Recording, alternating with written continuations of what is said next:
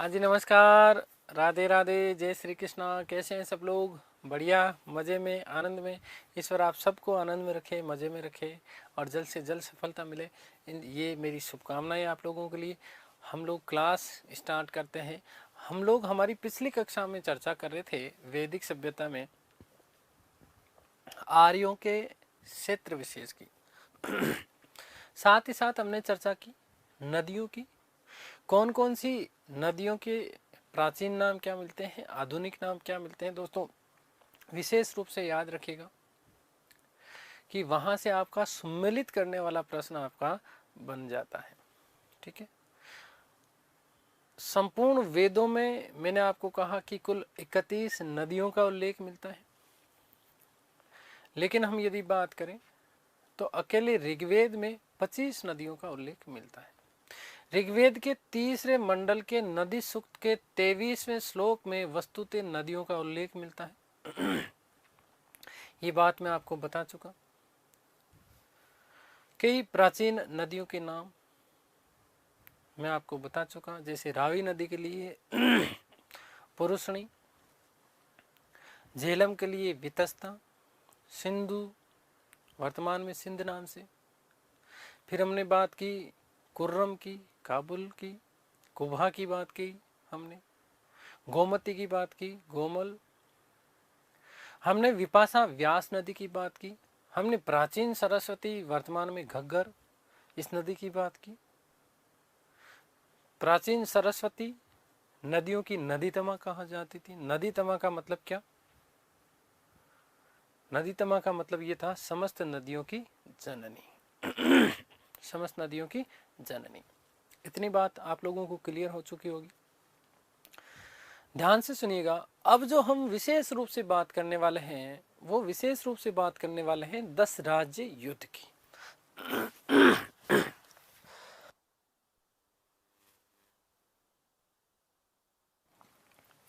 10 राज्य युद्ध क्या है, क्या क्या कारण हुए, यहां से बहुत ही महत्वपूर्ण प्रश्न बनते हैं।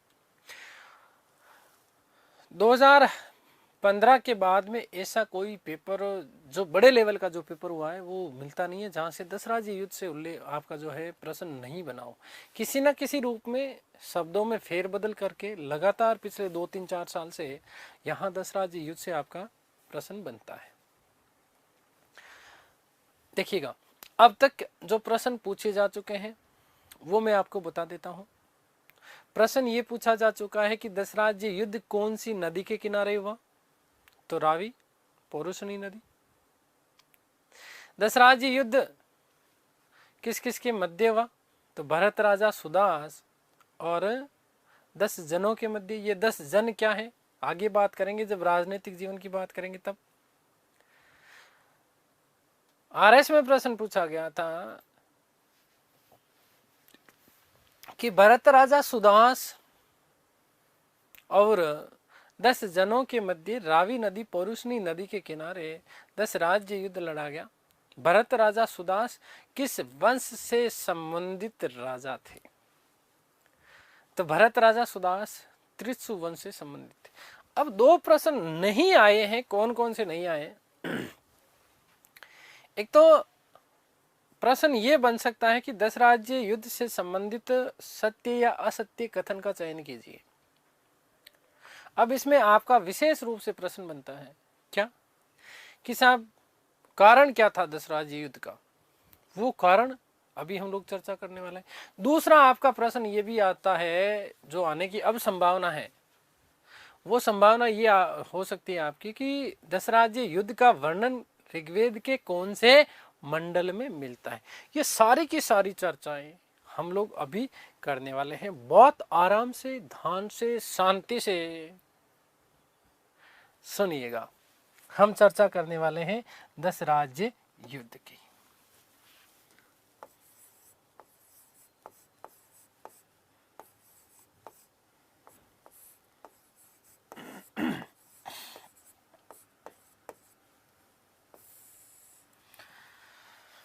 मेरे प्यारे से साथियों, 10 राज्य युद्ध की यदि हम बात करें तो 10 राज्य युद्ध का वर्णन कहूं या उल्लेख कहूं, एक ही बात है, ऋग्वेद के 7वें मंडल में मिलता है। पहली बात। अब उसके पीछे क्या कारण था उसकी भी बात करते हैं। देखिएगा, मैंने कहा कि आर्यों की जो सबसे महत्वपूर्ण जनजाति थी, वो आर्यों की महत्वपूर्ण जनजाति थी, उस जनजाति का नाम था भरत। और इसी भरत जनजाति से एक राजा हुए, इन राजा का नाम था सुदास। ध्यान से सुनिएगा, बहुत आराम से। राजा का नाम क्या था? सुदास। इन राजा सुदास के एक पुरोहित हुआ करते थे।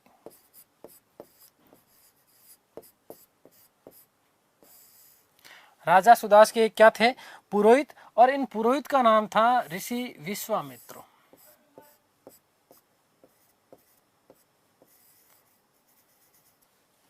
ठीक है, कौन थे? विश्वामित्र।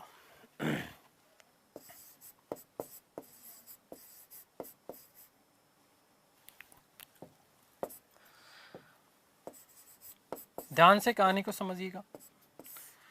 राजा सुदास ने अपने पुरोहित विश्वामित्र को राज पुरोहित के पद से हटाया, राज पुरोहित के पद से हटा दिया। इसको क्या कर दिया गया? पद से हटा दिया गया। और पद से हटाने के बाद में विश्वामित्र जी के स्थान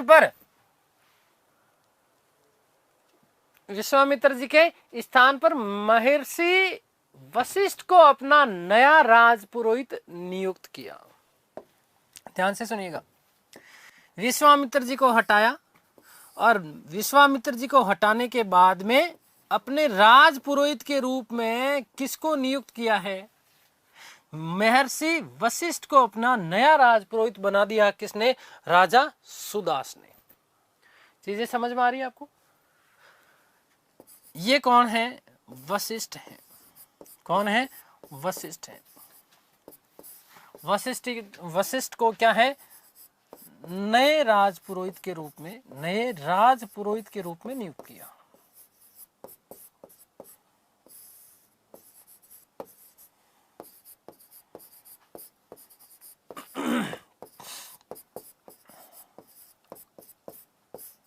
क्लियर? नए राजपुरोहित के रूप में कौन आगे? अब महर्षि वशिष्ठ। हटाया गया किसको? विश्वामित्र जी को। किसको हटाया गया? विश्वामित्र जी को हटाने के बाद में नए राजपुरोहित के रूप में वशिष्ठ जी को नियुक्त कर दिया।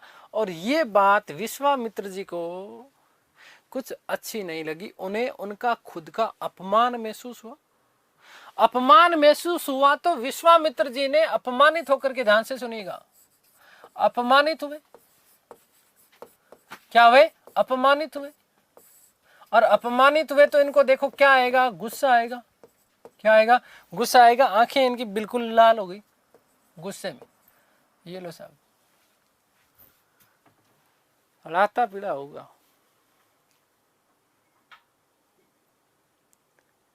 लाल पीले हो गए। और अपने अपमान का बदला लेने के लिए तत्कालीन एक व्यक्ति जिसका नाम था, मिलता है मेद की अध्यक्षता में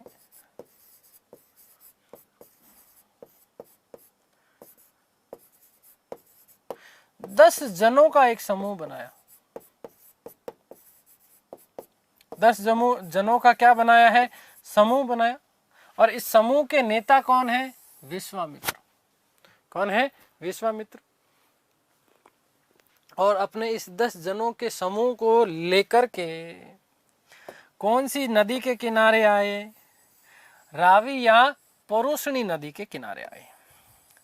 कौन सी नदी के किनारे? रावी या पौरुषणी नदी के किनारे आए।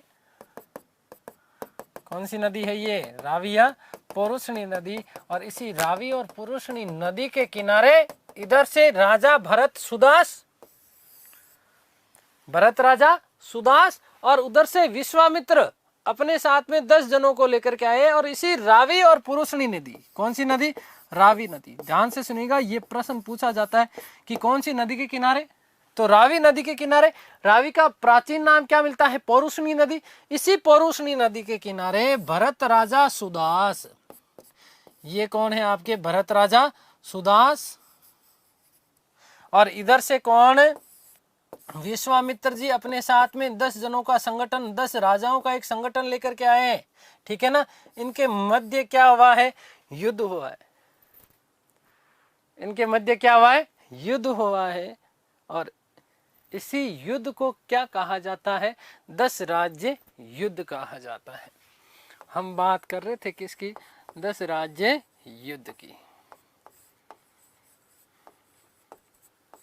तो किस किस के मध्य हुआ, देखो, भरत राजा सुदास, भरत राजा सुदास और विश्वामित्र के द्वारा निर्मित 10 जनों के संघ के मध्य ये युद्ध लड़ा गया।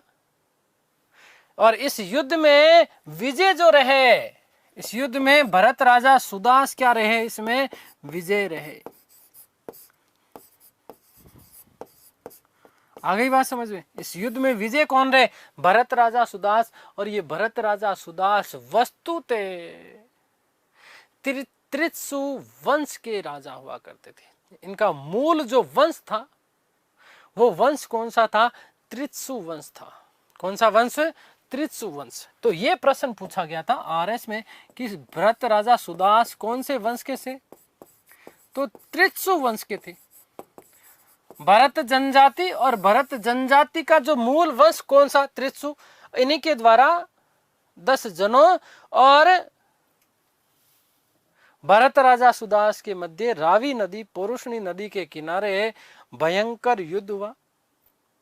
इस युद्ध में भरत राजा सुदास विजय रहे, जो कि त्रित्सु वंश से संबंधित थे। इन 10 जनों के संगठन का नेता कौन थे, विश्वामित्र। कारण क्या था, विश्वामित्र को राजपुरोहित के पद से हटा दिया गया। उनके स्थान पर महर्षि वशिष्ठ को जो है, महर्षि वशिष्ठ को नया राजपुरोहित बनाया गया। इससे अपमानित हुए कौन, विश्वामित्र जी। और उन्होंने 10 जनों का एक समूह बनाया। यहां पर आप लोगों के दिमाग में एक बात आ रही होगी कि गुरुजी ये जन क्या है। तो अभी हम राजनीतिक जीवन की बात करेंगे, तब ये जन आपको मैं बहुत अच्छे से क्लियर करवाने वाला हूं, ठीक है। एक तरीके से कबीले थे, इसमें 5 आर्य कबीले, 5 अनार्य कबीले। भलानस, सेवी, त्रुवस, कुरु, यदु, दुयु, अनिल, पक्त, विषाणिनी, शिवी, ठीक है। कुल मिलाकर के 10 आर्य, 10 जो है कबीले थे। इनको जन के रूप में संबोधित किया गया है। क्या चीजें हैं, किस प्रकार से है, ये अभी हम लोग चर्चा करने वाले। क्लियर हो गई ये बात, 10 राज्य युद्ध। चलिए अब मैं लिख रहा हूं, देखिएगा। 10 राज्य युद्ध, 10 राज्य युद्ध। दोस्तों ध्यान दीजिएगा कि इसका युद्ध का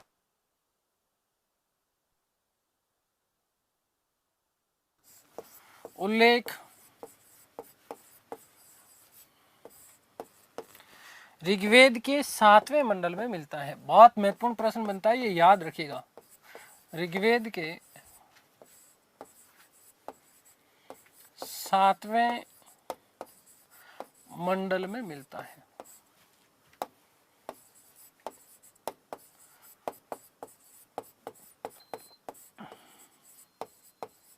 ठीक है।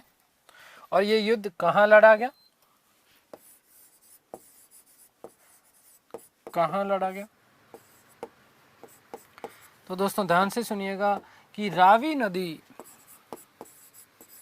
रावी नदी, इसी को क्या कहा गया, पौरुषणी नदी या पुरुषणी नदी, एक ही बात है।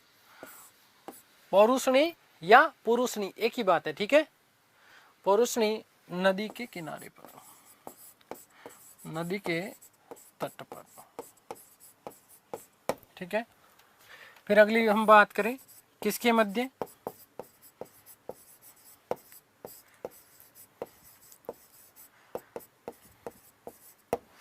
तो दोस्तों ध्यान दीजिएगा कि भरत राजा सुदास, भरत राजा सुदास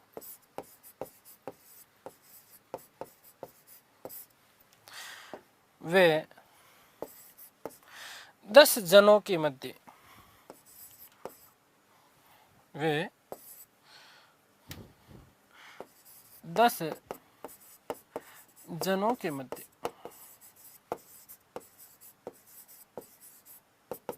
ठीक है, यहां पर नोट लगा करके मैं लिख रहा हूं कि भरत राजा सुदास,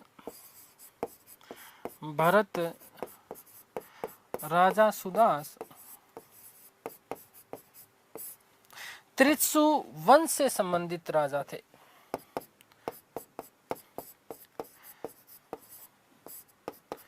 त्रित्सु वंश से संबंधित थे।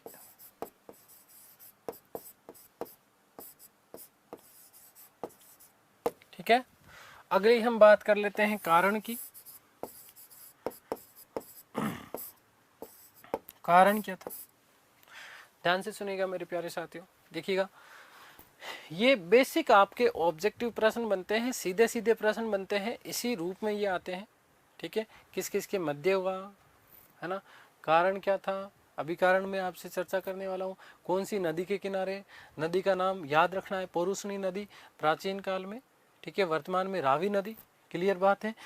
हमने बात कर ली कारण क्या था कि भरत राजा सुदास ने विश्वामित्र को राजपुरोहित के पद से हटा दिया और महर्षि वशिष्ठ को अपना नया राजपुरोहित नियुक्त किया। आगे बात समझ में, विश्वामित्र अपमानित हुए, अपमानित होने के बाद मेद की अध्यक्षता में 10 जनों का एक संगठन बनाया और भरत राजा सुदास के खिलाफ उन्होंने युद्ध लड़ा। ठीक है, तो कारण, राजा सुदास ने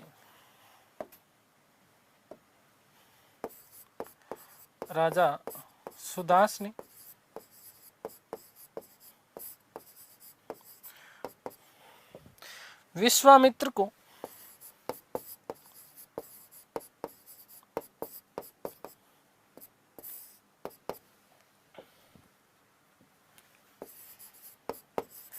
राजपुरोहित के पद से हटाकर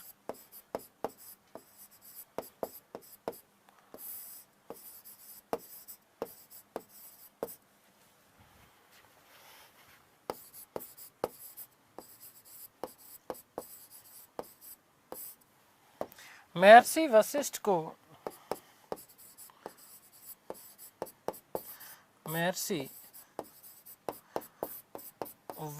को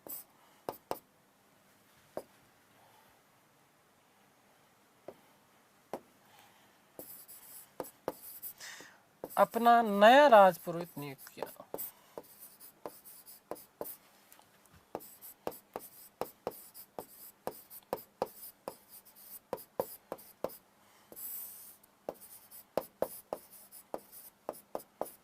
ठीक है,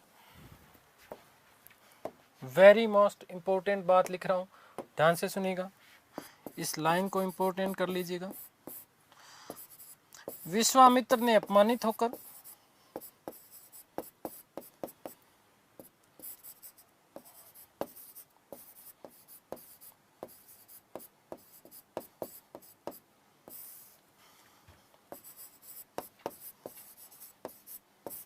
मेद की अध्यक्षता में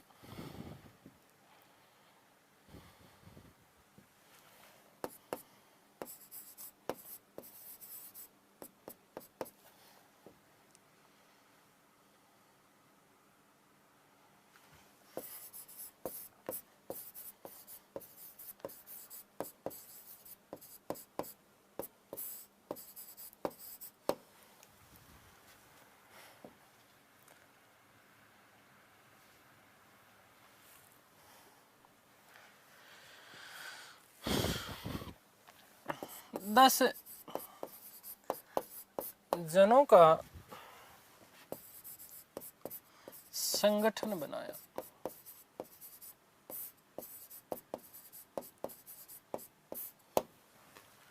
ठीक है, इस संगठन के अध्यक्ष, इस संगठन का नेतृत्व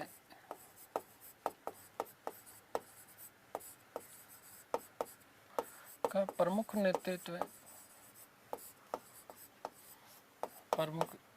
नेता विश्वामित्र थे।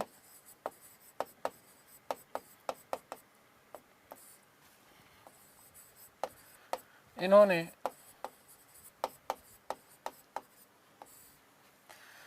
भरत राजा सुदास के विरुद्ध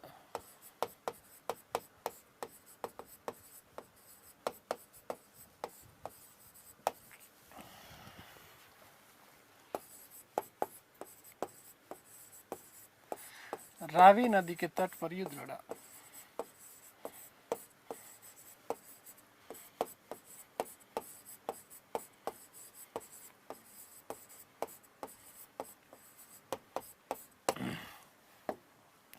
इस युद्ध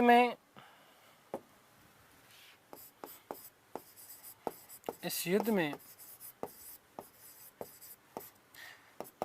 राजा सुदास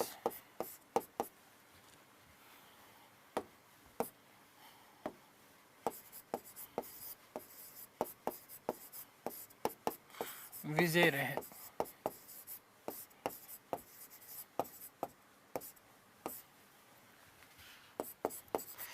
युद्ध में शामिल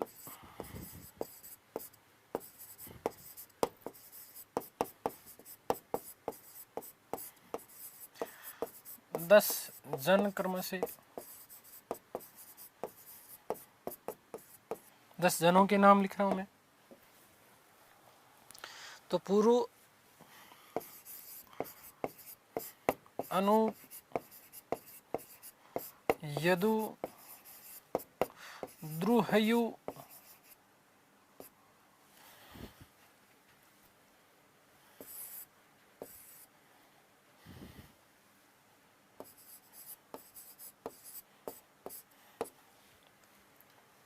और तुर्वस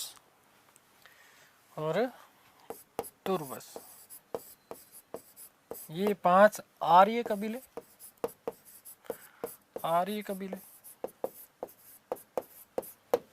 ठीक है। इसके अलावा यदि हम बात करें तो अकिन कई जगह नाम मिलता अनिल, ठीक है ना। पक्त, बलानस,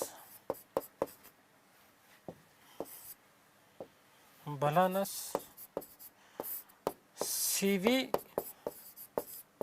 और विषाणिनी।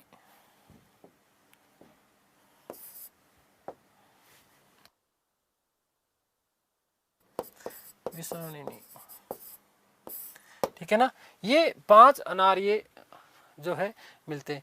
देखिएगा, ध्यान से सुनिएगा कि युद्ध में शामिल 10 जन कौन कौन से थे। तो पुरु, अनूप, यदु, दुयु, त्रुवस ये आर्य कबीलों के रूप में उल्लेख मिलता है। ठीक है। अनिल या अकिन मिलता है कई जगह। ठीक है। दोनों एक ही बात है, अलग अलग आएगा नहीं। ठीक है। दोनों में से एक शब्द आएगा। वस्तुतः अनिल ज्यादा यहाँ पर ठीक प्रतीत होता है।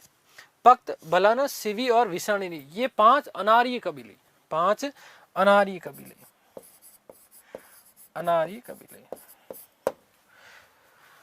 तो कुल 10 लोग मिलकर के, ये 10 लोग क्या 10 जन, 10 जन का मतलब 10 एक तरीके से ये राजा थे, कबीलों के मुखिया थे ये। ठीक है ना। और ये इतने सारे लोग मिलकर के भी भरत राजा सुदास को पराजित नहीं कर पाए। भरत राजा सुदास ने दे धमीड़ मतलब क्या, उठा के पटका। रावी नदी के पुरुष ने नदी के तट पर छाप के दे के मारा इनको। ठीक है। और इस युद्ध में वो क्या रहे, विजय रहे। आगे बात समझ में। तो ये हमने ऋग्वेदिक काल की जो महत्वपूर्ण बातें हैं, इन चीज़ों का हमने बहुत अच्छे से अध्ययन कर लिया है। अब मैं आपसे बात करने वाला हूँ, विशेष रूप से चर्चा करने वाला हूँ ऋग्वेदिक काल के राजनैतिक जीवन की।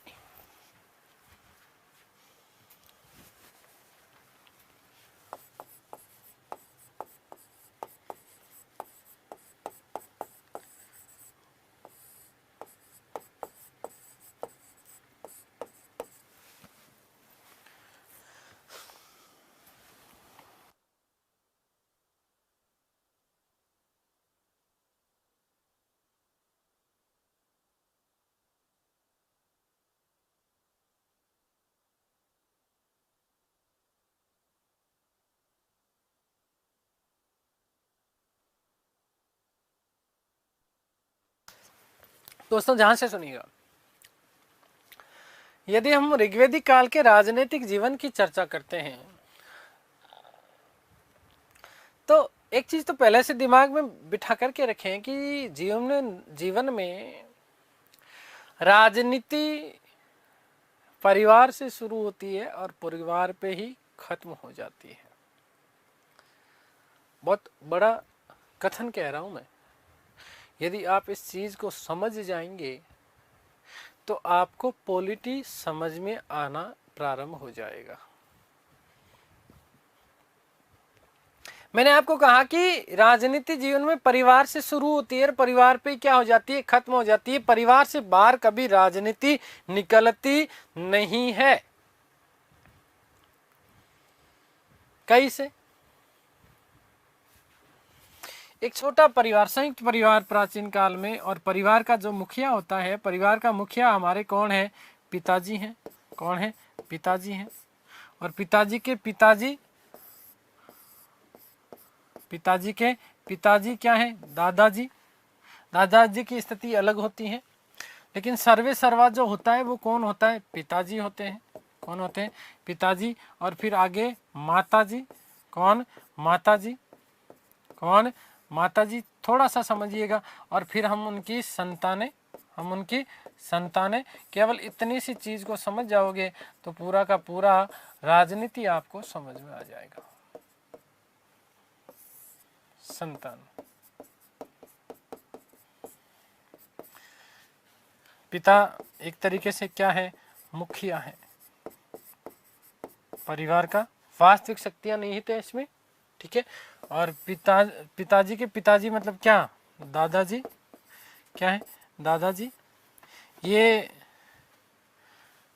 कहे तो ये जाएंगे मुखिया, लेकिन वास्तविक शक्तियां किसमें है? पिताजी में है। ध्यान से सुनिएगा। परिवार का मुखिया वस्तुतः कहलाता, यदि भाई जो बुजुर्ग है, हमारी भारतीय प्राचीन सनातन संस्कृति में सबसे वयोवृद्ध व्यक्ति,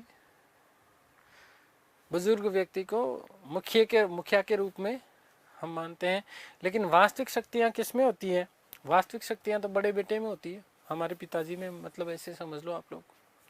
तो यहां मैंने कहा कि राजनीति परिवार से प्रारंभ होती है, परिवार पे समाप्त हो जाती है। कैसे? ध्यान से सुनिएगा। वास्तविक शक्तियां किसमें?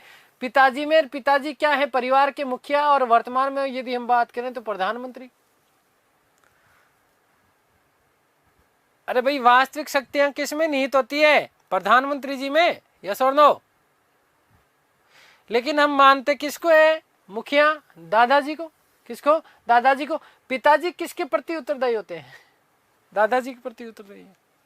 आगे बात समझ क्लियर है ना?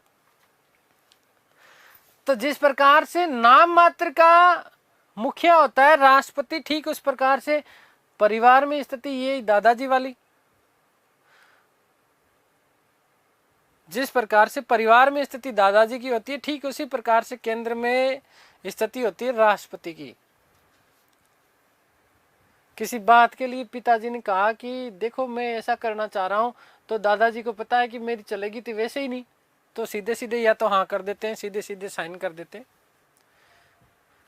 या फिर उस स्थिति में क्या, एक बार ज्यादा से ज्यादा मना कर दिया, दूसरी बार यदि चीज आ गई तो उसके लिए फिर वो कहे अरे वाह ठीक है यार कर लेते रहे हिसाब से, क्योंकि दादाजी को पता है कि मेरी चलने वाली नहीं है। तो एक तरीके से दादाजी यहाँ पर क्या है? राष्ट्रपति के रूप में है। क्या? किस रूप में? राष्ट्रपति के रूप में। और पिताजी गृह मंत्रालय, माताजी, पिताजी प्रधानमंत्री हैं। और हम उनकी संतान, हमारे में क्या किया जाता है? कार्यों का बंटवारा। कार्यों का बंटवारा, इसका मतलब हम क्या है? उनकी मंत्री परिषद है। हम उनकी क्या है? मंत्री परिषद। और यदि हमने कोई काम खराब किया तो हमने क्या करेंगे? काम यदि खराब किया तो नाम किसका खराब होगा? पिताजी का। अरे भाई, सुखदेव मैया कौन से? कि मूलाराम जी मैया के बेटे। मूलाराम जी मैया कौन से? ओ नाथाराम जी के बेटे। आगे बात समझ में? इस तरीके से तो यहां पर इसका मतलब क्या है? सामूहिक उत्तरदायित्व पढ़ा होगा आप लोगों ने। तो एक साथ डूबते हैं, एक साथ तैरते हैं। राजनीति परिवार से प्रारंभ होती है, परिवार पे ही समाप्त हो जाती है। परिवार से बाहर राजनीति कभी निकलती ही नहीं है। हम संतानें क्या है? मंत्री परिषद, माताजी गृह मंत्रालय, पिताजी हमारे प्रधानमंत्री है, दादाजी हमारे राष्ट्रपति है। ये स्थितियां चलती है। तो मैंने कहा कि ऋग्वेदिक काल में भी यदि हम बात करें तो ऋग्वेदिक काल के राजनीतिक जीवन की ये समझाने के पीछे मेरा मुख्य उद्देश्य क्या है? मैं आपको ये कहना चाह रहा हूं कि सबसे जो प्रमुख बेसिक जो इकाई है किसी भी राजनीति की, वो हमेशा परिवार होती है। हम यहां पर बात कर रहे हैं ऋग्वेदिक काल के राजनीतिक जीवन की। तो राजनीतिक जीवन में याद रखिएगा दोस्तों, बहुत ही महत्वपूर्ण बात है कि राजनीतिक जीवन की सबसे जो छोटी इकाई थी, वो आपकी सबसे छोटी इकाई क्या थी? परिवार थी। ध्यान से समझिएगा, ऋग्वेदिक काल के राजनीतिक जीवन की सबसे छोटी इकाई, यहां पर मैं लिख रहा हूं इकाई, सबसे छोटी इकाई आपका क्या होगा? परिवार। सबसे छोटी इकाई क्या थी आपकी? परिवार।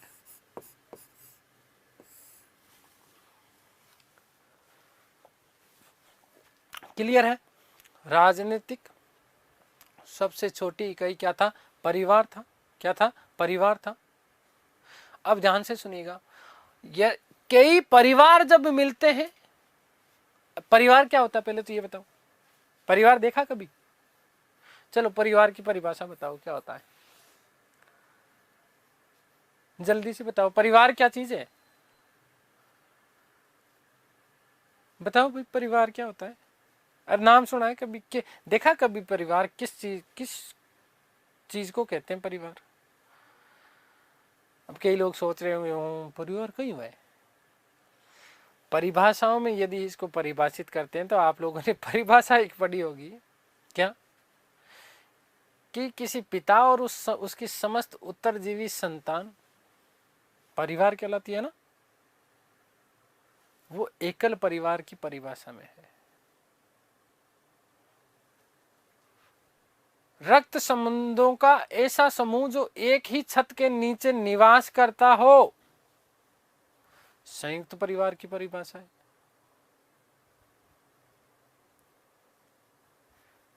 रक्त संबंधों का विशाल समूह जिसमें ससुराल पक्ष भी शामिल हो जाए, वृहद परिवार है।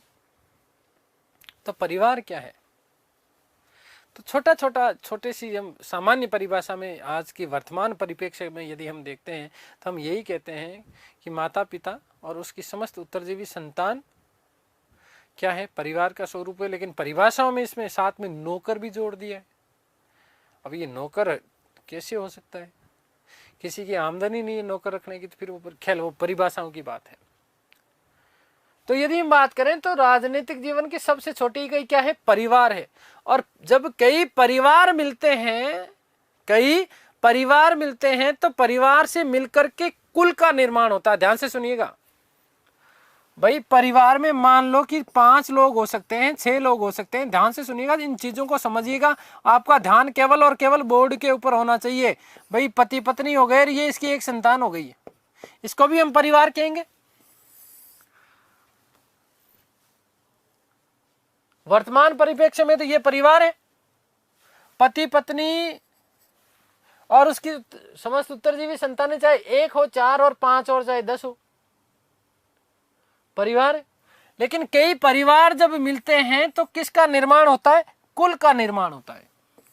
कई परिवार जब मिलते हैं तो किसका निर्माण होता है? कुल। हमने कहा ना हमारा कुल कितना बड़ा, हमारा कुनबा कितना बड़ा है। तो हमारे कुल और कुनबे में तो कई परिवार सम्मिलित होते हैं। जैसे मेरा परिवार का मतलब मेरे पिताजी और ये सारी चीजें, मेरे ताऊ जी का परिवार, मेरे चाचा जी का परिवार, मेरी बुआ जी का परिवार, उनका परिवार, मेरे ढींकड़ा फलाना पूंछड़ा, ये सारी चीजें। तो जब कई परिवार मिलते हैं तो किसका निर्माण होता है? ग्राम का निर्माण होता है। ये बहुत महत्वपूर्ण बात है। सॉरी, कुल का निर्माण होता है। किसका? कुल का निर्माण होता है। और कई कुल जब मिलते हैं तो किसका निर्माण होता है? ग्राम का निर्माण होता है। भाई एक गांव में किसका समूह निवास करता है? गांव वस्तुतः किसकी इकाई है?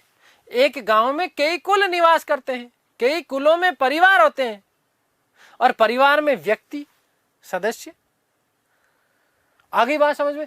तो राजनीतिक जीवन की सबसे छोटी इकाई परिवार, परिवार से मिलकर के किसका निर्माण हुआ? कुल, कुल से मिलकर के क्या बने? ग्राम, और ग्राम से मिलकर के किसका निर्माण हुआ? विश्व का। ग्राम से मिलकर के किसका निर्माण हुआ?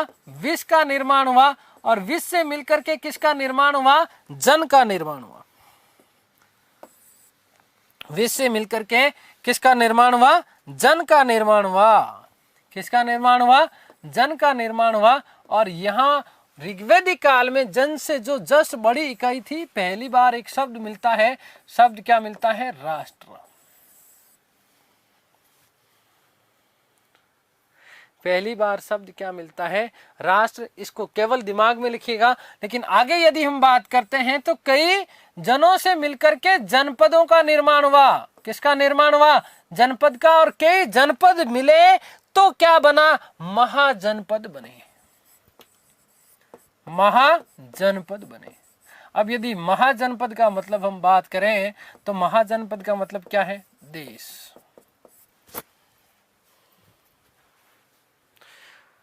महाजनपद का मतलब यहां पर क्या है? देश।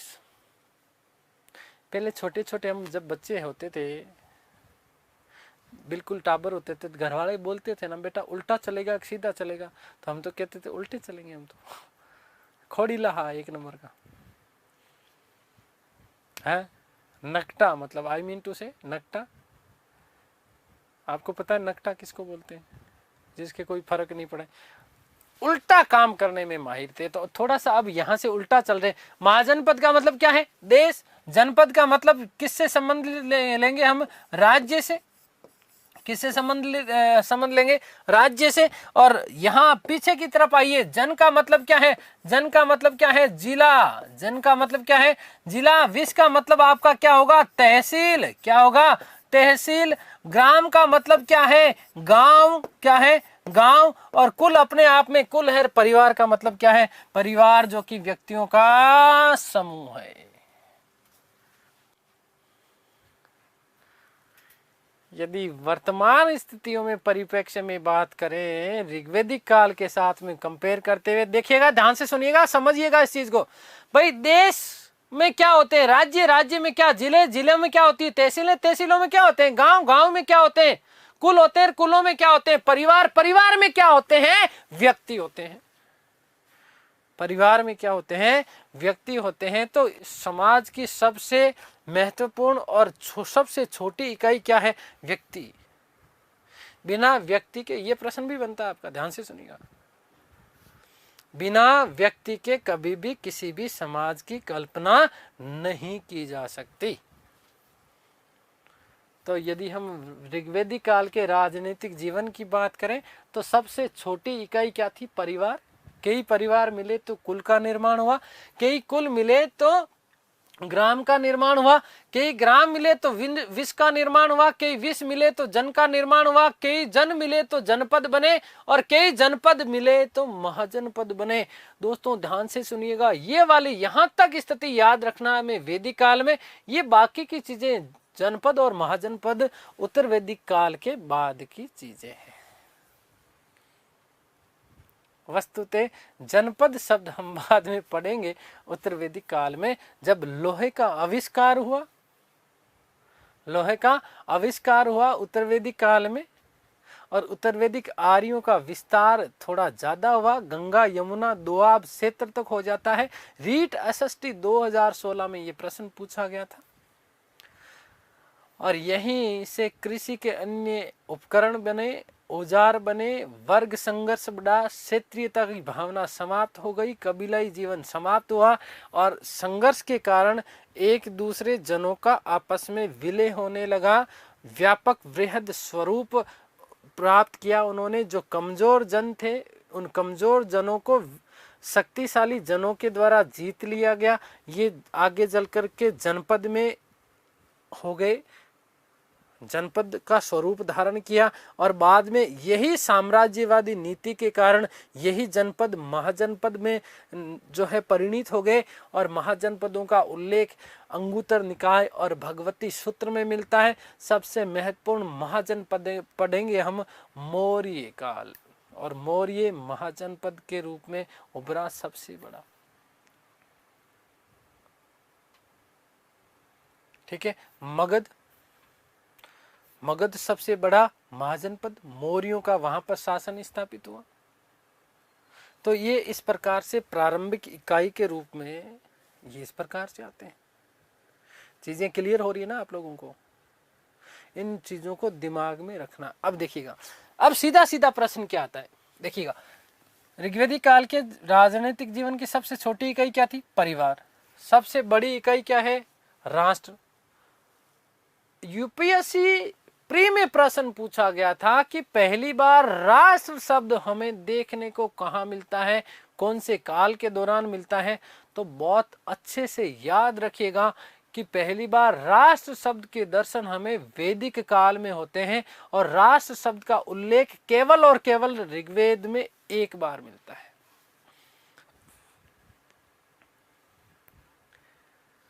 ऋग्वेद में राष्ट्र शब्द का उल्लेख केवल और केवल कितनी बार मिलता है? एक बार मिलता है। जबकि ऋग्वेद में सर्वाधिक 275 बार जन शब्द का उल्लेख मिलता है। अभी हमने थोड़ी सी पहले बात करी थी 10 राज्य युद्ध में, मैंने जनों का उल्लेख किया था और मैंने आपको कहा, मैंने कहा जन का मतलब क्या होता है बताऊंगा।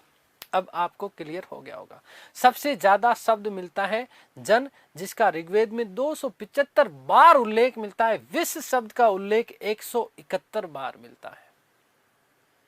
दोस्तों, वर्तमान परिप्रेक्ष्य में यदि हम देखते हैं तो कई राज्य ऐसे हैं जिनके, यदि आप यूपी वाली बसों में सफर करते हैं, राजस्थान में बसें आती है, आपने देखा भी होगा या फिर आपने बाहर भी देखा होगा, वहां पर एक शब्द मिलता है मत्स्य जनपद डिपो। और मत्स्य जनपद का मतलब क्या है? यूपी राज्य। क्या है? यूपी राज्य। तो जनपद शब्द अभी भी प्रयुक्त किया जाता है किसके संदर्भ में? राज्य के संदर्भ में। आगे बात समझ में क्लियर है? अब दूसरा यहां से प्रश्न क्या बनता है वो भी हम बात करने वाले हैं। दूसरा प्रश्न आपका यहां से, देखिए चीजें आपको समझनी है, एक एक चीज को आपको कॉन्सेप्ट क्लियर करना है। कितना पढ़ा डजंट मैटर, कैसे पढ़ा, उसमें से कितना आपको याद हुआ, ये आप लोगों के लिए सबसे ज्यादा महत्वपूर्ण। 50 पेज पढ़ लिया और उसमें से 5 शब्द भी याद नहीं है तो उस पढ़ाई का मतलब क्या है क्या? नहीं है ना? हाँ, 5 पेज पढ़े, 5 में से 5 हमें याद हो गए, 100% रिजल्ट। तो अब हम बात कर रहे हैं कि यहां मुखिया की बात कर लेते हैं हम, इकाई की, और इनके मुखिया कौन? मुखिया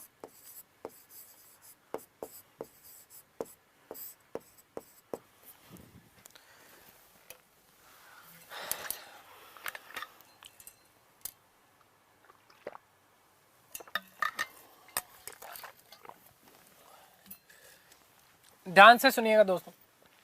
परिवार का जो मुखिया होता था, इस परिवार के मुखिया के लिए शब्द मिलता है गृहपति। शब्द क्या मिलता है? गृहपति। सीधा सीधा प्रश्न बनता है कि परिवार के मुखिया को ऋग्वेदिक काल में क्या कहा जाता था? तो गृहपति कहलाता था। कुल के मुखिया को क्या कहा जाता था? कुलुप कहा जाता था। कुल के मुखिया को क्या कहा गया? कुलुप कहा गया। गांव के मुखिया के लिए शब्द मिलता है ग्रामीणी। शब्द क्या मिलता है? ग्रामीणी। या शब्द मिलता है ग्रामणी, है ना? ग्रामीणी या ग्रामणी शब्द एक ही बात है। आगे यदि हम बात करें तो विश्व का जो मुखिया होता था, विश्व के मुखिया को कहा गया विश्वपति। क्या कहा गया? विश्वपति कहा गया। क्या कहा गया? विश्वपति। आगे हम शब्द बात करें जन, तो ऋग्वेदिक काल में सबसे बड़ी इकाई के रूप में राष्ट्र। यदि राष्ट्र वहां पर नहीं आए तो आपको क्या करना है? जन। जन का मतलब क्या? जिला। तो मतलब इसका समझा क्या कि 10 राज्य युद्ध में 10 जिलों ने मिलकर के भरत राजा सुदास के विरुद्ध युद्ध किया था। 10 कबीले थे बड़े बड़े, उस समय जन कहलाते थे, वर्तमान में जिला। ठीक है, तो जिले का स्वरूप। तो ध्यान से सुनिएगा, जन का जो मुखिया था उसे कहा जाता था गोप, रक्षक, राजन। तीन शब्द मिलते हैं। क्या क्या शब्द मिलते हैं? शब्द मिलता है गोप, या शब्द मिलता है आपका रक्षक, या शब्द मिलता है आपका राजन। शब्द आपका क्या मिलता है? राजन। और इसमें सबसे महत्वपूर्ण बात याद ये रखनी है कि गोप, रक्षक और राजन, गोप, रक्षक और राजन, ये जो है वंश परंपरा से बनते थे, वंश परंपरा से नियुक्त होते थे।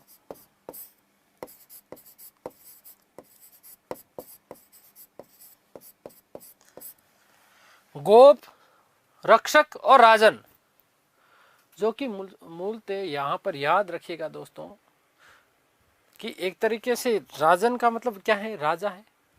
तो राजा जो था वो, यहां ध्यान से सुनिएगा, ऋग्वेदिक काल में राजा भूमि का स्वामी नहीं होकर के युद्ध का स्वामी होता था, कबीले का मुखिया व संरक्षक होता था। भूमि का स्वामी नहीं था, किसका था? युद्ध का स्वामी। और यहां ऋग्वेदिक काल में एक चीज आपने और पढ़ी होगी, आपने ध्यान से सुनिएगा कि ऋग्वेदिक काल में जो प्राय युद्ध थे वो गायों के लिए लड़े जाते थे।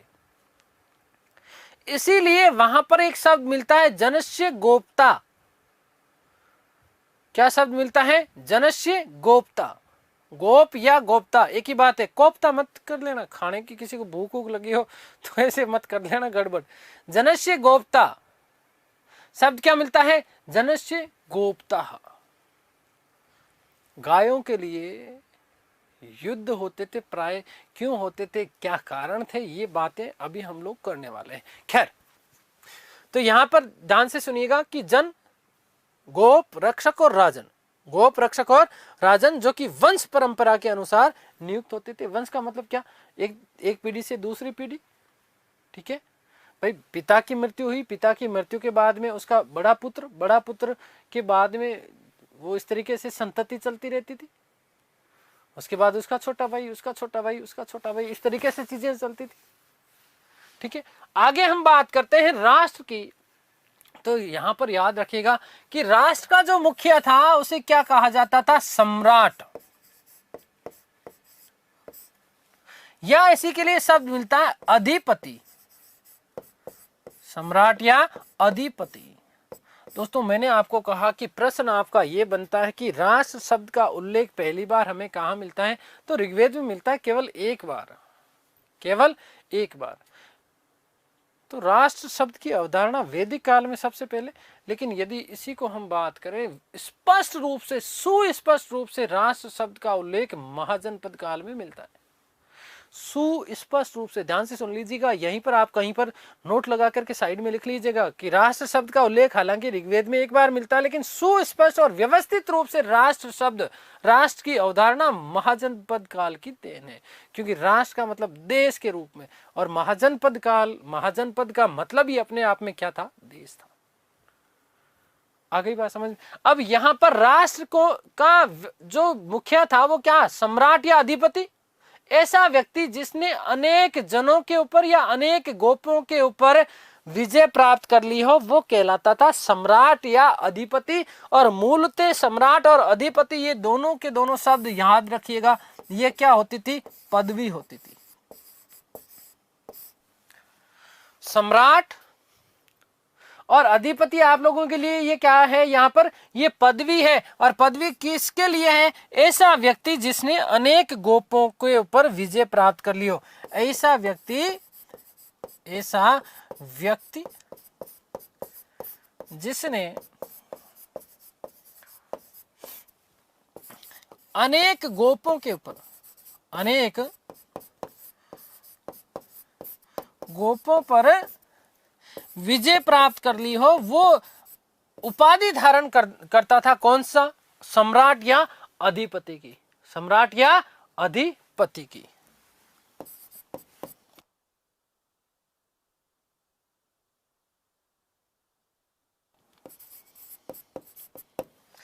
इतनी बात क्लियर हो गई। अब यहां पर कुछ विशेष इंपॉर्टेंट तथ्य लिख रहा हूं, इंपॉर्टेंट, ध्यान से सुनिएगा।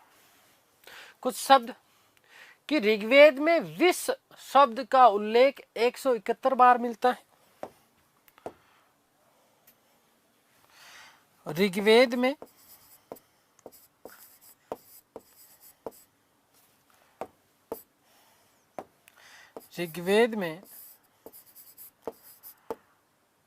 विश्व शब्द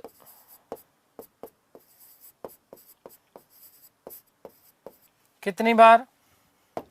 171, 171 बार।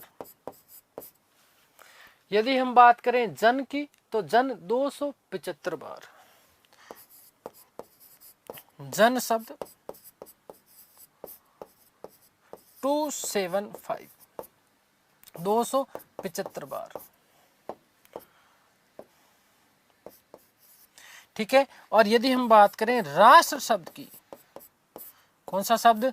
तो राष्ट्र शब्द उल्लेख दोस्तों ध्यान से सुनिएगा कि ऋग्वेद में राष्ट्र शब्द का उल्लेख केवल और केवल एक बार ही मिलता है। कितनी बार मिलता है? एक बार। एक बार। कितनी बार? एक बार। आगे बात समझ में क्लियर है? यहां तक किसी भी प्रकार का कोई डाउट नहीं होना चाहिए। यहां से आपका प्रश्न बन सकता है कि ऋग्वेद में विश्व शब्द का उल्लेख कितनी बार है? 171 टाइम्स। सबसे ज्यादा शब्द कौन सा उल्लेखित है? तो जन शब्द उल्लेखित है। कितनी बार? 275 बार। कितनी बार? 275 बार। राष्ट्र शब्द कितनी बार आया? केवल और केवल एक बार हमें देखने को मिलता है ऋग्वेद में। ठीक है। यहां पर ध्यान से सुनिएगा कि जनपद और महाजनपद जो ये दोनों के दोनों है वो कौन से काल में? उत्तर वैदिक काल में।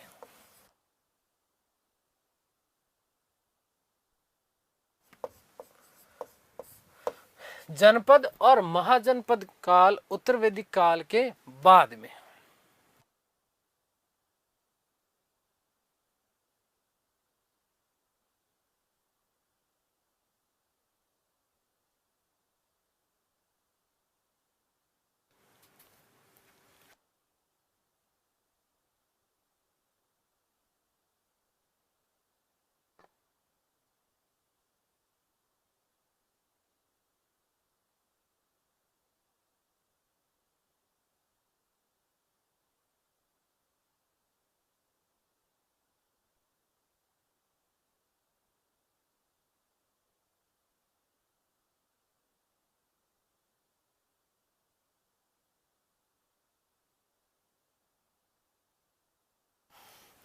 आगे बात समझ में? यहां तक किसी को कोई भी डाउट नहीं होना चाहिए।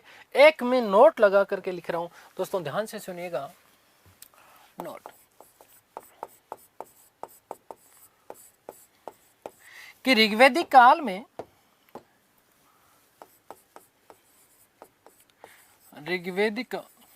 में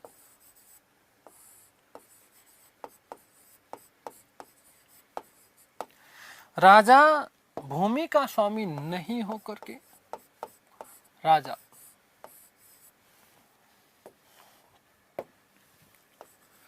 भूमि का स्वामी नहीं होकर,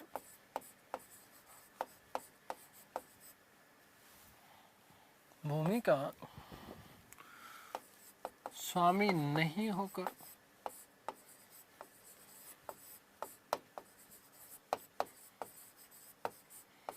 वह केवल युद्ध का स्वामी होता था। उसकी हैसियत एक कबीले के मुखिया और संरक्षक के रूप में होती थी। इसीलिए शब्द क्या मिलता है? जनस्य गोप्ता। ये कई बार प्रश्न पूछा गया कि जनस्य गोप्ता किसके लिए प्रयुक्त किया गया? राजा के लिए। ठीक है। तो युद्ध का भूमि का स्वामी नहीं होता था राजा ऋग्वेदिक काल में। कौन से काल में? ऋग्वेदिक काल में। आगे बात समझो। होकर वह केवल युद्ध का स्वामी होता था। युद्ध का स्वामी होता था। ठीक है। अगली बात करें, उसकी हैसियत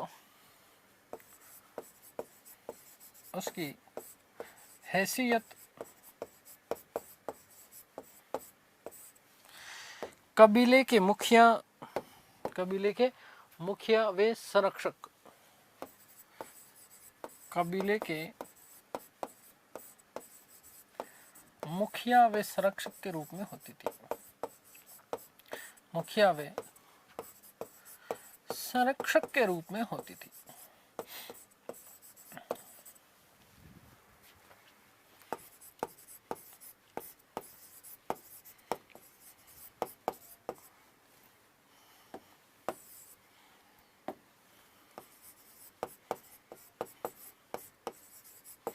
ठीक है, याद रखिएगा, उसे जनस्य गोप्ता कहा जाता था।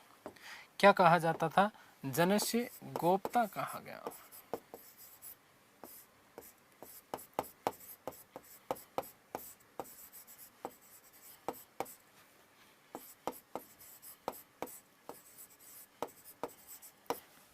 क्या कहा गया? जनस्य गोप्ता कहा गया।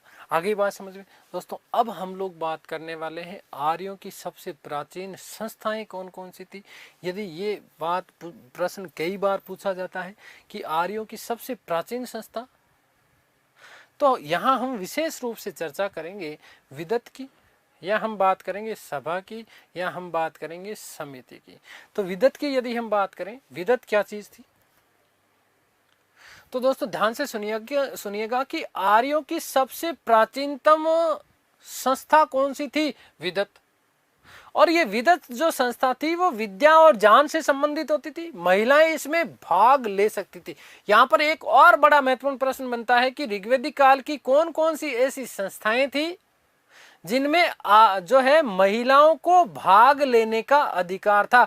महिलाओं को भाग लेने के अधिकार का मतलब यहां पर यह है कि महिलाएं उसमें सम्मिलित हो सकती थी। तो पहली बात याद रखिएगा कि विदत और दूसरी सभा। सभा में भी महिलाओं को भाग लेने का अधिकार था, और महिलाएं जैसे ही सभा में भाग लेती थी वो सभावती कहलाती थी। क्या कहलाती थी? सभावती कहलाती थी। सभा और समितियां जिन्हें प्रजापति की 2 पुत्रियों के समान माना गया है। ये प्रश्न कई बार आपसे पूछ लिया गया कि प्रजापति की 2 पुत्रियां किसे कहा गया है? तो प्रजापति की 2 पुत्रियां कहा गया है सभा और समिति को। लेकिन यहीं से प्रश्न ये भी बन सकता है कि आर्यों की सबसे प्राचीनतम संस्था कौन सी है? तो प्राचीनतम संस्था कौन सी थी? विदत, जो कि वस्तुतः ज्ञान और विद्या से संबंधित होती थी। महिलाएं इसमें भाग ले सकती थी। चलिए बात करते हैं विदत की।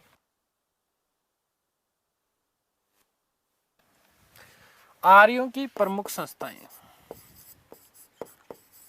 आर्यों की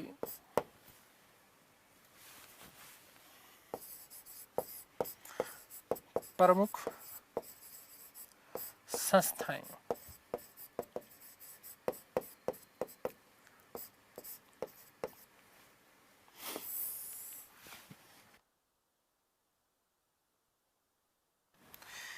नंबर 1 विदत।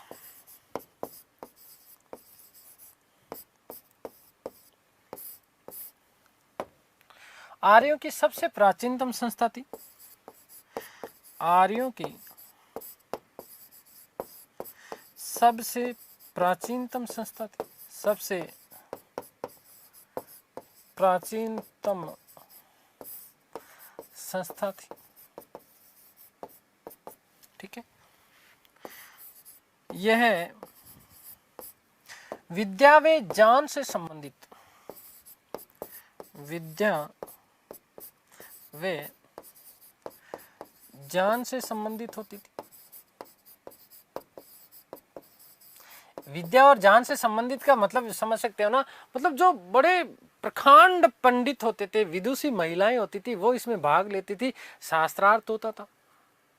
क्या होता था? शास्त्रार्थ। एक चीज और याद रखिएगा कि विदत शब्द का उल्लेख ऋग्वेद में 122 बार मिलता है। 122 टाइम्स। कितनी बार? 122 बार। ठीक है, तो विद्या व ज्ञान से संबंधित थी।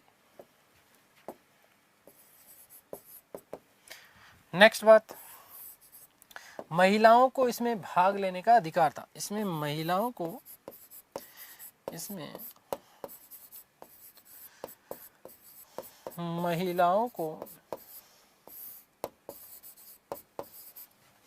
भाग लेने का अधिकार था। भाग लेने का अधिकार था।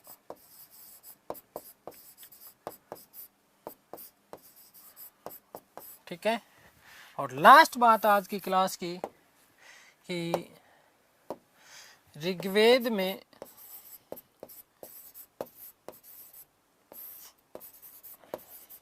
विदत का 122 बार उल्लेख मिलता है। 122 बार उल्लेख मिलता है।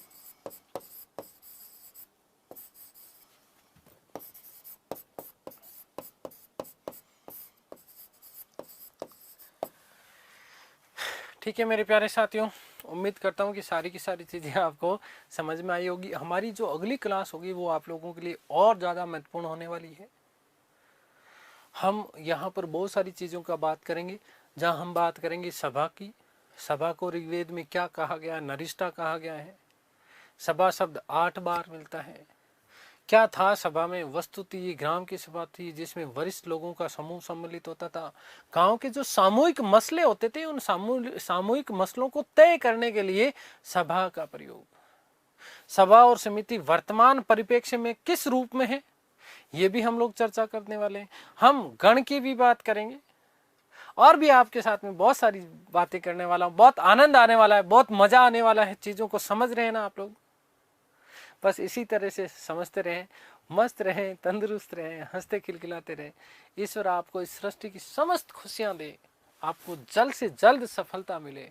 इन समस्त शुभकामनाओं के साथ आपसे विदा लेता हूं। धन्यवाद, नमस्कार, थैंक यू सो मच।